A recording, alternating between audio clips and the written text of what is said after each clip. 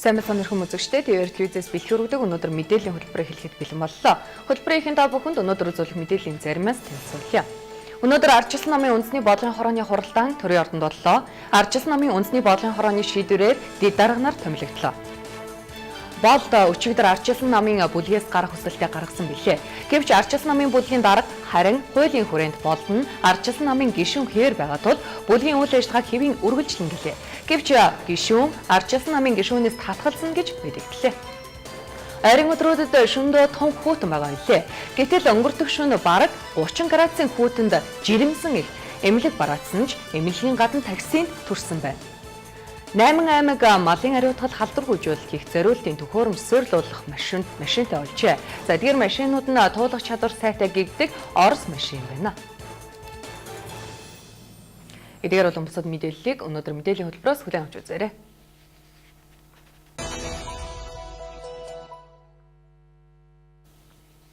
Төрд эзэн солигдоход олонний нүдэнд ил улс төрчдийн тар танигддаг жам юм а. Уламжлал ёсоор сүүлийн 2-7 хоногийн улс төрийн үйл явц олонний нүдэн дээр өрнөж, улс төрчдөж бага хуулахдаа үнэт зүйлсээ үзэл баримтлаа. Ёс суртахууна уландаа гიშгэж, хувийн эрх ашигт автах нь олонний дургуутслыг хүргэж байна. Алхам тутамдаа эх орон, ард түмэн шудраг ёсны нэрийг барьж, албан тушаал эрх ашиг мөнгөний төлөө шүлэнгдэгч улс төрчдийг харахад өмнөөс нь ичиж байгаа тухай иргэдийн сэтгэгдэл энэ өдрүүдэд тасрахгүй хөөрч байна.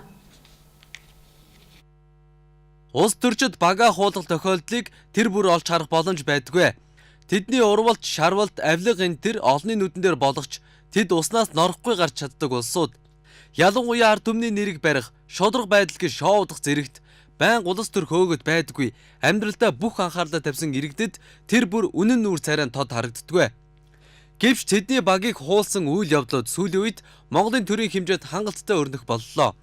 Энэ бүх үйл явдлын дунд улсын хурал, улс төрчдийн нэр хүнд шалан дөнгөрч, иргэдийн бухимдал дээцэгтээ тулсан энэ цагт гишүүд мянган сайхан үлгэр яриадаж тэдэнд итгэх итгэл нэгэнд ирэхгүй болтлоо унжээ. Өчигдөр гэхэд ардчилсан намаас засгийн газрыг огцруулах асуудлаар улсын хурал дахь ардчилсан намын бүлгийнхээ эсрэг шийдвэр гаргасан. Улсын хурлын гишүүн Бат Занданг намын гишүүнээс 4 жилийн хугацаатай хасаж, Болд Муратыг 4 жилийн хугацаанд ардчилсан намын нэрээр сонгуульд өрсөлдөх эрхийг хязгаарласан шийтгэл оногдуулсан. Үүний дараахан намаасаа сахилгын шийтгэл хүртсэн 3 гишүүний 2 нь болох улсын хурлын гишүүн Болд Бат Зандан нар мэдээлэл хийж, эх орончид нэгдэж хулгайчтай тэмцэн, удахгүй ардчилсан намын удирдлагуудыг чөлөөлөх ажлыг эхлүүлэн, намаасаа хөөгдсөн ч Монголоос хөөгдөөгүй. Би баяртай байна. Намын бүлгээс гарлаа гэх мэтээр төсөн хөөрч эрдсэн мэдэгдэл хийв. Харин төрийн орны нөгөө талд боловсрол соёл шинжилгээ ухаан спортын сайд цогцлмаг засгийн газрын гишүүнээс нь хөөсөн тухай мэдээлэл хийж байв. Түүнийг засгийн газрын танхимаар ажиллах хуулийн заалтыг зөрчиж, кабинетийн зарчмаас гajсан шийдвэр гаргасан гэх үндэслэлээр чөлөөлөх шийдвэрийг ерөнхий сайд хөрс өгөх гаргасан байна. Гэтэл цогцлмаа сайд хэвлэлийнхний өмнө гарч ирээд би улс төрчийнхээ хувьд ёс зүйд суурилсан шийдвэр гаргасан. Тийм ч учраас хамгийн сүүлд өөрийнхөө гарын үсгээ баталгаажуулж кнопо дарсан. Би улс төрчийнхээ хувьд өөрийнхөө гаргасан шийдвэртэй ёс зүйн хувь хүнийхээ зарчмынхаа хувьд ч ямар нэгэн байдлаар засагч нь үлдчихлээ, намайг аваад үлдээчтэй гэсэн үг хэлэхгүй. Би ажлаа өг гэвэл өгөхөд бэлэн гэж мэдгдсэн. Гэтэл Болд Бат Зандан нар бол улсын хурал дахь ардчилсан намын бүлгийн буюу сөрөг хүчнийхэн, харин цогцлмаа бол улсын хурал дахь Монгол ардын намын бүлэг дэх цөөнхийн гишүүн. Цогцлмаач гэсэн намаасаа хасагдах гишүүдийн жагсаалтанд орчихсон. 2020 оны улсын хурлын сонгуульд нэр дэвшгүй тодорхой болчихсон. Энэ тухай Монгол ардын намын дарга хүрэлс өх олон удаа хэлсэн. Гэтэл Бат Зандан Болд нар сахилгын шийдвэрлийг өс санан хүлээж авсан нь тэдний мэдэгдлээс ил. Гэвч тэд намаа парламентэд цөөнхийн цөөх болсон сөрөг хүчин байх хүндхэн үед хариуцлага хүлээх чадамжгүй гэдгийг харуулж, өс санаж, өчүүхэн сэтгэлээр шийдгэлд хандаж, өөрт нь сахилгын шийдгэл оногдуулсан дарга эргүүлэн тонгорохдоо ардчилсан намыг бүлэггүй болгосон нь итгэл бус жигшил төрүүлсэн гэд шууд хэлчих хүн захаас аваад олдож байна. Харин өс санамтгай ирчүүдэд бос үзэл бодолдоо үнэнч эмэгтэй сайдад ирээдүйн итгэлээ өгөх хүмүүс баттай байгаа. Ардчилсан намаас улс төрийн шийтгэл хүртсэн улсын хурлын гишүүн Болд намын бүлгээс гарахаа мэдэгдсэн. Гэвч тэрээр ардчилсан намаас гараагүй тохиолдолд ардчилсан намын бүлэг улсын хуралд байсаар байх хууль эрх зүйн нөхцөл байгаа тухай ардчилсан намын бүлгийн дарга Эрдэнэт ярьлаа. Хэрв ардчилсан намын гишүүнчлэлээс өөрөө хүсвэл Болд гарна. Тэр тохиолдолд Улсын хурлд дахь ардсан намын бүлэг байхгүй болох эрсдэл бий. Болд бүлгээс гарах буюу өөрөө бүлгийн хуралдаа суухгүй байсан ч ардсан намын гишүүнээр байгаа тохиолдолд бүлэг үйл ажиллагаа явуулах эрх зүйн нөхцөл байгаа бололтой. Улсын хурлын нэгэн тухай хуулийн 26 дугаар зүйлийн 12 дугаар заалт нь гишүүд нэг бүлгээс олуулаа гарах, өөр бүлэгт орох тухай ойлголт хэмээн Эрдэнэбат тайлбарлаж байна. Тэрээр болд гишүүний бичиг хуулийн заалттай нийцэхгүй байгаа учраас улсын хурлд түүний хүсэлтийг оруулахгүй, харин улсын дээд шүүхэд тайлбар явуулж байгаа гэлээ. Хэрв түүний тайлбар хуулийн хүрээнд зөв бол болд ардсан намын гишүүн хэвээрээ байгаа тул бүлгийн ажиллагаа хэвээрээ үргэлжлэхнэ. Тэрээр мөн энэ засгийн газрыг огцруулах үндслэл шаардлагыг 7 удаа ардсан нам гаргасан. Жижиг дунд үйлдвэрийг хөгжүүлэх сангаас авсан зээл зохион байгуулалтаа хийгдсэн Монгол Ардын намын үйл ажиллагаа буюу татвар төлөгчдийн мөнгийг зохион байгуулалтаагаар тараасан асуудал нь өөрөө гэмт хэргийн шинж чанартай гэж үзэж засгийн газрыг огцруулах саналд нэгдсэн гэдгээ энэ удаач дахин тодтоглоо. Бүлэг тарханч хуулийн заалттай гэлээ. Нэгдүгээрт нам татан буугдсан бол хоёрдугаарт бүлэг өөрөө тарах юм бол гэсэн хуулийн хоёрхан заалтаар л бүлэг тардаг байна. Түүнээс хэн нэг нь гарч ирээд бүлэг тар гэд хэлчихээр тарчихсан юм биш. Улсын хурлын гишүүн болд парламентэд олон удаа ардсан намын суудал дээр суусан гэд би болд гишүүнд нэг зүйлийг хэлье. Туршлагатай парламентч хүн ард түмнийг төлөөж сөрөг хүчний дуу болж байгаа намын бүлгээ тараах орлогыг санаатаагаар хийж болохгүй шүү гэсэн юм. Үйл явдлын дараалалаараа мэдээлэл үргэлжилж байна. Өнөөдөр буюу тун саяхан болд намаасаа татгалзах өргөдөл ардчилсан намын дарга Эрдэнэ болон улсын хурлын дарга инх болдод өгөхөөрүүлжээ. Улсын хурлын гишүүн болд намын бүлгээсээ гарах хүсэлтийг бүлгийн дарга Эрдэнэбатад өчигдөр өгсөн. Харин Эрдэнэбат болд гишүүний хүсэлтийг дээд шүүх рүү явуулж зөвшөлдсөөр болсноо мэдгдсэн. Мөн түүний хүсэлтийг улсын хурлын дарга инх болдод хөрвүүлэхгүй гэсэн мэлээ. Тиймээс болд гишүүн ийм шийд гаргаад байгаа юм байна. Хөтөлбөрийг сонгон үзэж байгаа үзэгчдээ баярлалаа. Ардчилал шударга ёс хүний эрх чөлөөний үзэл санаанд дор нэгдсэн ардчилсан эмэгтэйчүүдийн холбооны 800 гаруй эмэгтэй гишүүдийн 5 дахь дээд чуулган энэ сарын 6-ны өдөр зохион байгуулалт тааруулжээ. Чуулганаар бүх гишүүдийн саналаар тэргүүнээр улиран сонгогдсон одон туяаг батламжилж, холбооны удирдлагын багийг томилж, холбооны дүрмийг шинжилэн бодлох юм а. Мөн аймаг сум дүүргээс улсын хурал нэр дэвшиж байгаа эмэгтэй нэр дэвшигчийг квота олгох асуудлыг үндэсний бодлогын хороо болон их хурлаар хэлэлцүүлэхээр санал оруулсан. Энэ асуудлыг гишүүдэд танилцуулж хэлэлцгээр болжээ. Одоогоор улсын их хуралд зөвхөн эмэгтэйчүүдийн квот байдаг. За аймаг нийслэл дүүрэг суманд эмэгтэйчүүд нэр дэвшихэд одоо ийм квотгүй сонгуулийн хуулинд байхгүй учраас маш олон эмэгтэйчүүд бол хасагддаг байгаа. Тийм учраас бид энэ аймаг дүүрэг нийслэл суманд нэр дэвшигчдийг квоттой болгох асуудлыг намынхаа үндэсний бодлогын хороо болон их хурлаар хэлэлцүүлэхээр үзэл баримтлал үндсэн дүрмийн зөвлөлд санал оруулсан байгаа. Энийг манай одоо намын гишүүд дэмжин байх гэдэг итгэлтэй байна.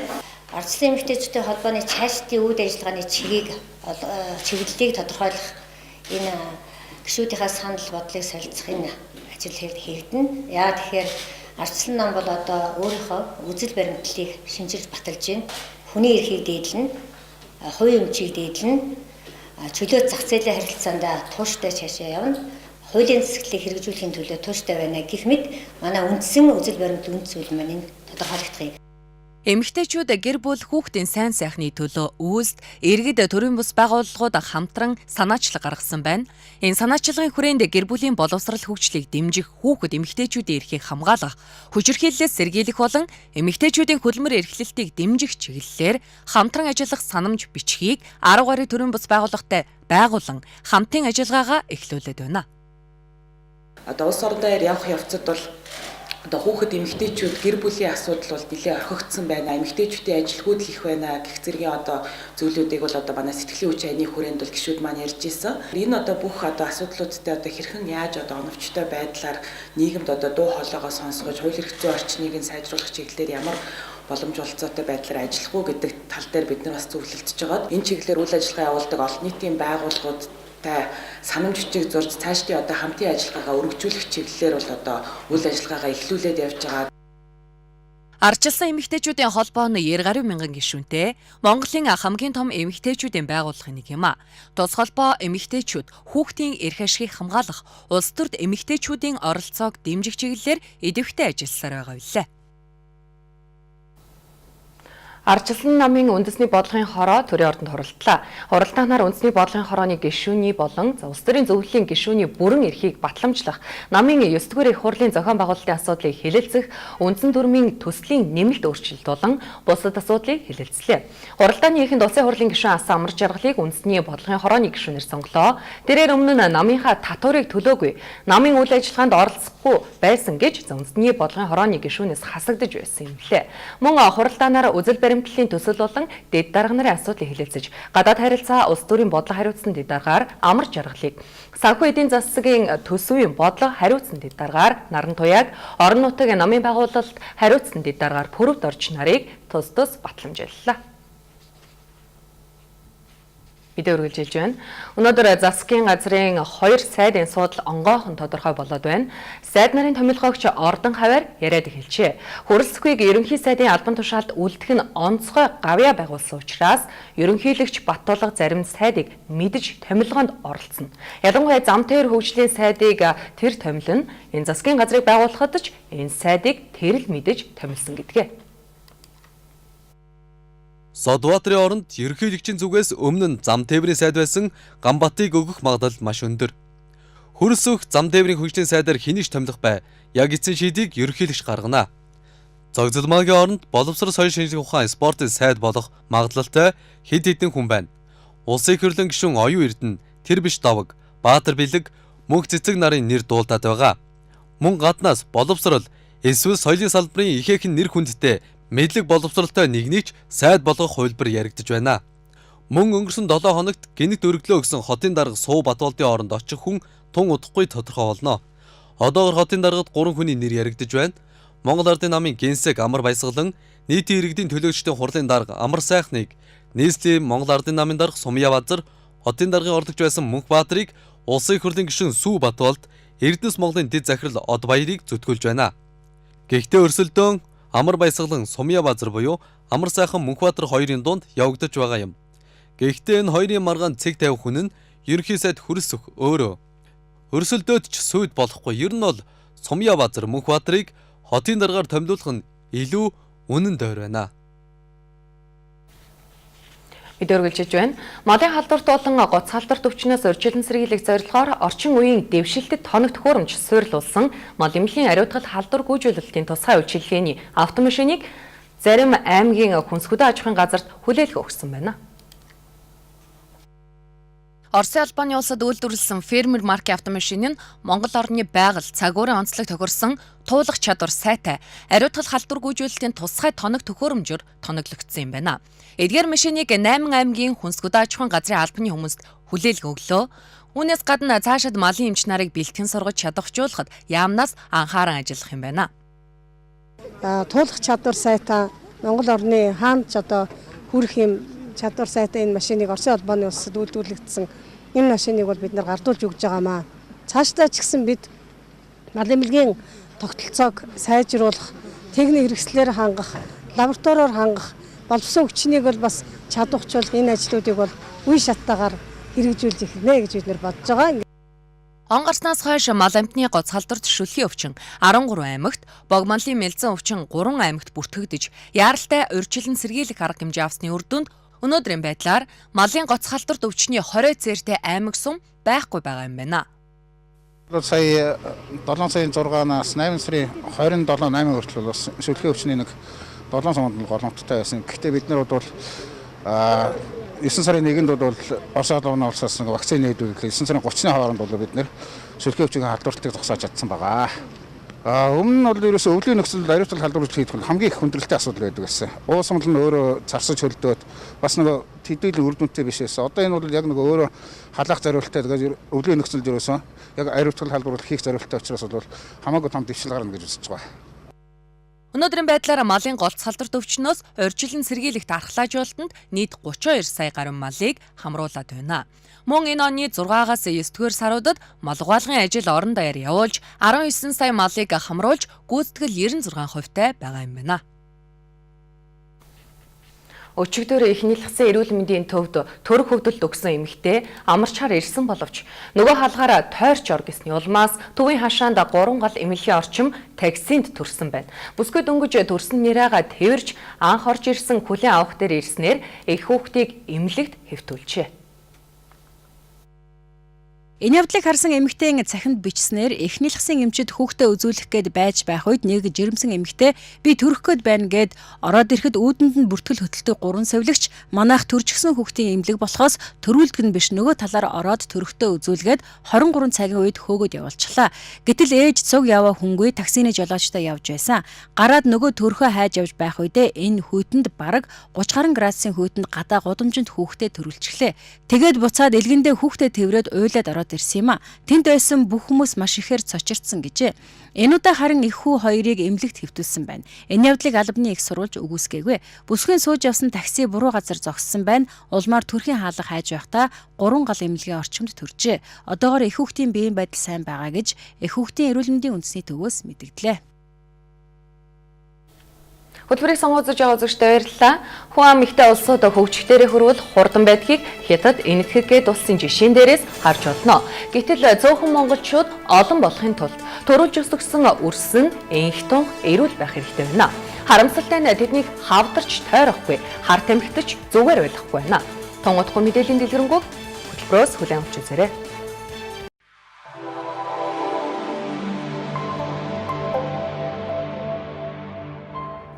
Хүний сэтгэлийн үннийг өгүүлнэ гэдэг байгалаас айсан хамгийн дээд хишиг гэж Альберт Эйнштейн хэлсэн байдаг. Ямар ч зохиолч зохиолж үл чадах хүний амьдралын сонирхолтой үйл явдал, амьдралын адармаатай агшин тэрш байтугай түүхэн их сургуулийн амьд гэрч болсон хүмүүсийн тухай өгүүлэх телевизийн бүрэн хэмжээний нийтлэл орон сайхны хөх тойрог нэвтрүүлгийн төслөө бид эхлүүлж байна. Энэ нэвтрүүлгийн баатар нь энэ нэвтрүүлгийн зохиогч нь эрхэм хүн та. Тийм учраас эрхэм та бидэнд өөрийн амьдрал болоод ургуудынхаа амьдралд ерөөсөө амьдрал сонссон дуусан зүйлийн тухай хандна. Тэрш байтугай ирж хайж байгаа зүйлийн тухай бидэнд хандж болно. Бидний нэвтрүүлгээр Монгол хүний тухай өгүүлэхдээ энэ дэлхий дээр амьдарч байгаа 60 сая монголчуудын хувь заяатай холбож өгүүлэх болно. Хөг тариг төсөл. Энэ үл хүний тухай. Энэ үл Монгол хүний тухай нэвтрүүлэг. Тавтан.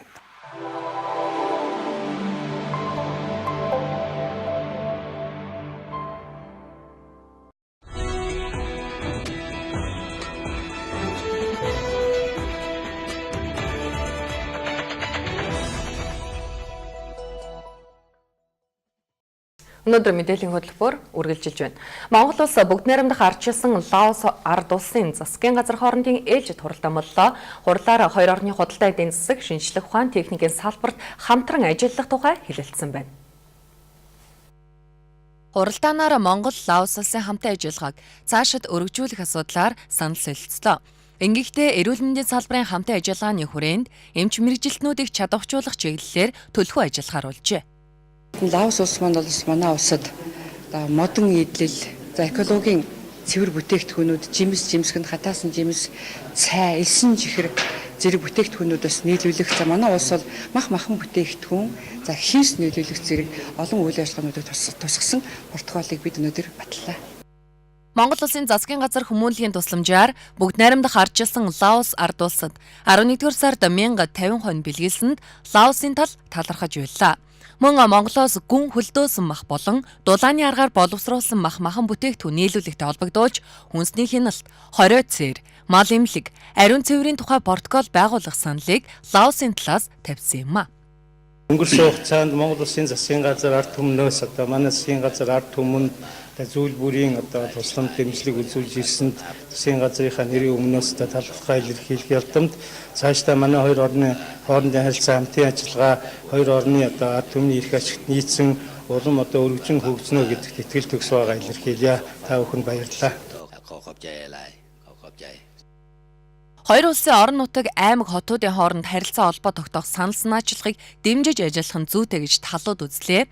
Монгол улсыг Аз номхон далайн бүс нутгийн эдийн засгийн хамтын ажиллагааны үйл явцуудад нэгдэх, ASEAN-ы зах зээлд орох, худалдаа хийхэд Лаосын тал дэмжиж ажиллахаа энэ үеэр илэрхийлсэн юм а. Сүүлийн 4 жилийн байдлыг авч үзэхэд жил дунджаар 40 орчим, зарим тохиолдолд 64 хүртэлх хүүхэд шинээр хавдартай гэдг нь онцлогддог байна. Энэ тоо бол зөвхөн их хүүхдийн эрүүл мэндийн үндэсний төвийн хэмжээнд юм. Харин 2016 оноос хойш их хүүхдийн эрүүл мэндийн үндэсний төвд ходоодны хорт хавдраар өвчлсөн гэдг нь батлагдсан нэг л тохиолдол байна. Хүүхдийн хавдрыг Монгол улсын хэмжээнд 2016 оноос хойш их хүүхдийн эрүүл мэндийн үндэсний төвд төвлөрүүлжээ. Энэ үеэс хойш хийгдсэн судалгаагаар хамгийн ихэнд цусны хавдрууд, дараа нь зөөлөн эдийн хавдар, тунгалгын хавдар, нүд тархины хавдар гэсэн дэс дараалалаар онцлогдсон байна. Хавдар үүсгэх гол үндсэн шалтгааны 5 орчим хувь нь генийн мутацаар үүсдэг гэдэг нь нотлогдсон байдаг. Үлдсэн хувь нь буюу хүүхдийн хавдар янз бүрийн шалтгаанаас үүсдэг гэж үздэг байна.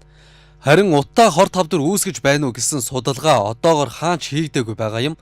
Гэвч тамхины утаа хорт хавдар үүсгдэг гэдэг нь тогтоогдсон учраас агаарын бохирдлын утаач муу үр дагавартай нь ойлгомжтой.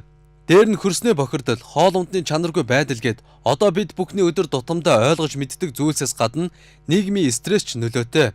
Монгол улсын хувьд тулгамдж байгаа асуудлын нэг нь сэтгэл зүйн туслалцаа. Насан туршидтын хувьд өвчтөнтэй нь өөртөө харьцдаг учраас арай дөхөн байдаг хавдартай хүүхдүүдэд хоёр янзын сэтгэл зүйн туслалцаа үзүүлдэг байна. Мөн хавдартай хүүхдүүдэд тусламж үйлчилгээ үзүүлдэг эмч эмнэлгийн мэрэгчнүүд ажээ гээгэнэ барьж өгсөн эмнэлгийн номын өргөнд сургалт явуулдаг юм. Хавдар эмшигддэг өвчний тоонд орсон ч их эцгүүд хүүхдээсээ илүү сэтгэл санааны хүнд цохилтонд ордог байна. Иймээс хамгийн чухал нь эцэг эхчүүд хүүхдээсээ илүү сэтгэлийн тэнхээтэй байснаар хүүхдээ эрүүл болгох урт удаан амьдрах боломжийг нээж өгөх юм. Цахим мөнгөөр буюу биткойн ашиглан хар тамхины 8 эрхлэгч бүлэг илэрлээ. Хар тамхины 8 улам газар авч интернет, олон улс дамжсан шуудан ашиглах нь нэмэгдэж байна. Тэд төлбөр тооцоогоо хийснийхээ дараа бараагаа шуудангаар авдаг байсан байна. Монгол алерт дамжуулагч орноос хар тамхи хэрэглэгч орн болсон. Одоо хар тамхины 8 эрхлэгчдийн үйл ажиллагаа улам мэрэгшсэн, зохион байгуулалттай сүлжээ олж байгааг албаныхан онцлон дурдж байгаа юм а. 11-р сарын 21-ний өдөр Гали ерөнхий газар, Цагдаагийн ерөнхий газрын дэргэдэх хар тамхитай тэмцэх газрын албан хаагчид хамтран шуудангаар хар тамхи оруулж ирдэг бүлэглэлийг үйлдэл дээр нь баривчилжээ. 18-аас 21 настай 3 залуу бүгд найрамд Хятад ард улсаас олон улсын шуудангаар ирсэн шахмал хэлбэртэй метамфетаминыг хүлээн авдаг байсан илэрлээ. Хар тамхи худалдан борлуулдаг байсан с жигтэй этгээдүүдийг шүүхийн шийдвэр гүйцэтгэх ерөнхий газрын харьяа урьдчилан хорих 461-р ангид саатуулан шалгаж байна. Шалгалтын явцад хар тамхины төрлийн бодисыг онлайнаар захиал авдаг, мөн тооцоогоо биткойн буюу цахим мөнгөөр хийдэг байсан нь тогтоогджээ. Хөтөлбөрийг сонгуульж үзэгчдээ баярлалаа.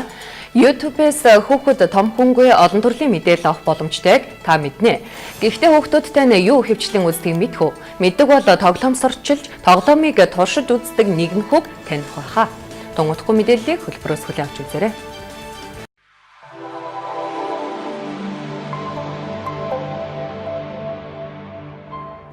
Хүний сэтгэлийн үннийг өгүүлнэ гэдэг байгалаас яасан хамгийн дээд хишиг гэж Альберт Эйнштейн хэлсэн байдаг.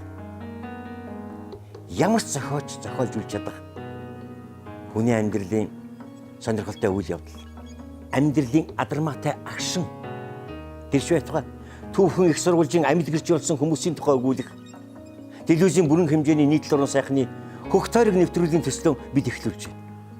Энэ нэвтрүүлгийн баатар нь, энэ нэвтрүүлгийн зохиогч нь эрхэм бүхэн та. Тийм учраас эрхэм та бидэнд өөрийн амьдрал болоод ургуудынхаа амьдралд ерөөсөө амьдрал сонссон дуусан зүйлийн тухай хандна. Тэрш байтугай ирж хайж байгаа зүйлийн тухай бидэнд хандж болно. Бидний нэвтрүүлгээр Монгол хүний тухай өгүүлэхдээ энэ дэлхий дээр амьдарч байгаа 60 сая монголчуудын хувь заяатай холбож өгүүлэх болно. Хөг тариг төсөл. Энэ үл хүний тухай. Энэ үл Монгол хүний тухай нэвтрүүлэг. Та бидэнд хандна.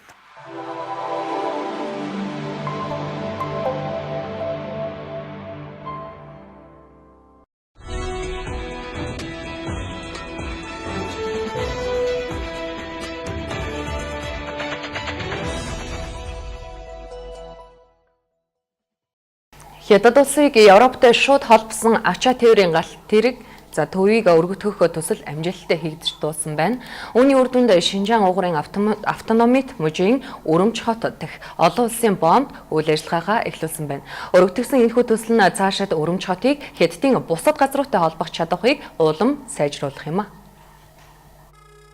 Барилгын материалагдсан олон улсын галт тэрэгний цуваа өчигдөр Өрөмчөөс Италийн Неаполь хотыг зорин хөдөлжээ.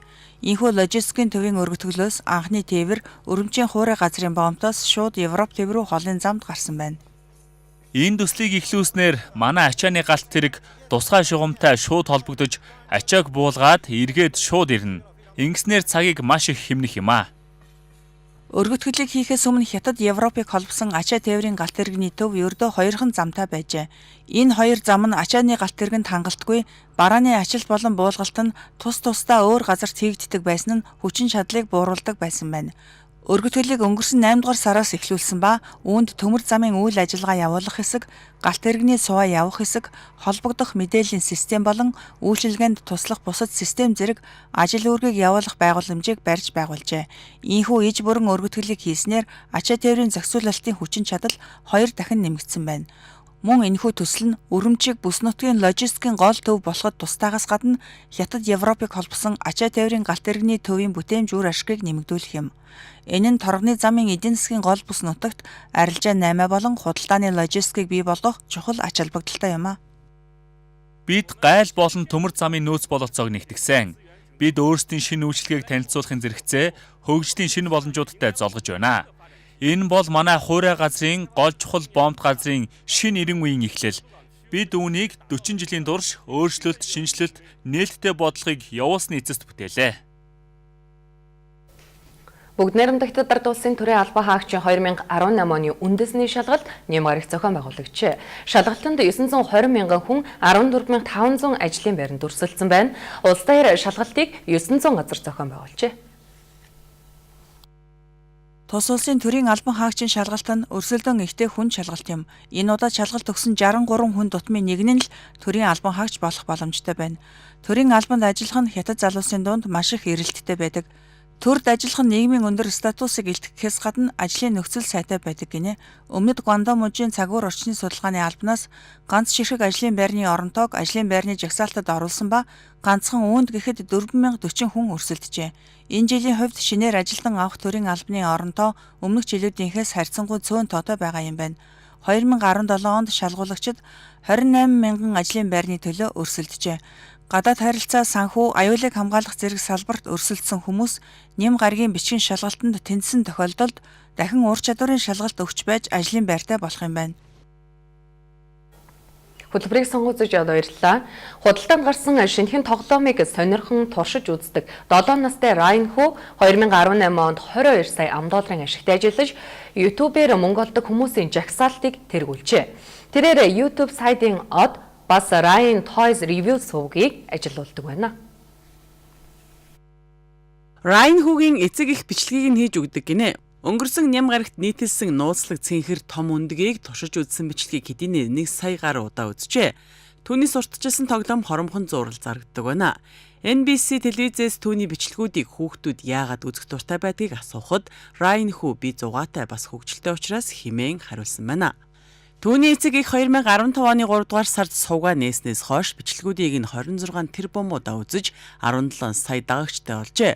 Өнгөрсөн 8 дугаар сард Walmart дэлгүүр Ryan ертөнц нэрийн тоглоом хувцснуудыг худалдаалж эхэлсэн байна.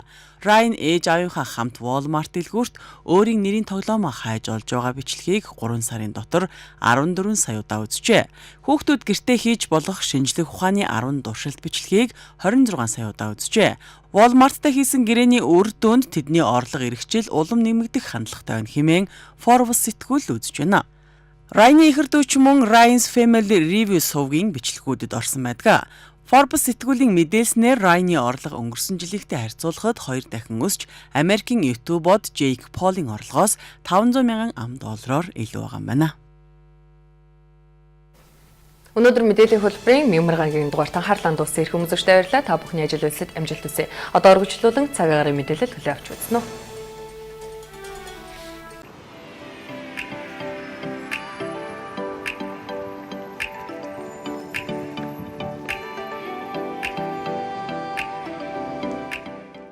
Цаг агаарын мэдээтэй хамтран ажиллагч Төрийн банк. Эрсдэлгүй ирээдүйн баталгаа.